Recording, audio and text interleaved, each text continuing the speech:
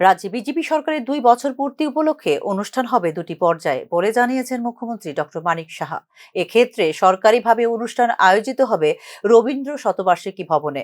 অপরদিকে দলীয় কার্যকর্তা এবং সাধারণ মানুষকে নিয়ে হবে আরেকটি অনুষ্ঠান। এক্ষেত্রে কেন্দ্রীয় নেতৃত্ব উপস্থিত থাকবেন বলে জানিয়েছেন মুখ্যমন্ত্রী ডক্টর মানিক সাহা। উল্লেখ করা যেতে পারে, বিজেপি সরকারের 2য় বর্ষপূর্তি উদযাপন উপলক্ষে আগরতলার স্বামী বিবেকানন্দ ময়দানে আগামী 9 তারিখ বিশাল জনসভা অনুষ্ঠিত হবে বলে জানিয়েছে ত্রিপুরা প্রদেশ বিজেপি। মার্চ আমরা মন্ত্রিসভা গঠন করেছিলাম এবং সেটাকে সামনে রেখে আমাদের যে গভর্নমেন্ট লেভেলে একটা প্রোগ্রাম স্টেট লেভেলে হবে।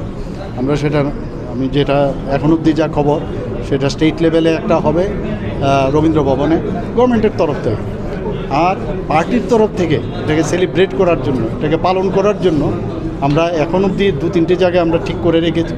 যেখানে জায়গা হবে সেখানে আমরা করব এবং এটা বিশাল পরিমাণ আমাদের কার্যকর্তারা বিভিন্ন জায়গার থেকে এই সেলিব্রেশনে ওরা যোগদান করবে। আমি আশা করি এটা আমাদের যে ভারতীয় জনতা পার্টির যে নেতৃত্বাধীন সরকার, সেই সরকারের যেসব আমরা অ্যাচিভমেন্ট করেছি সেই নিয়ে আলোচনা হবে।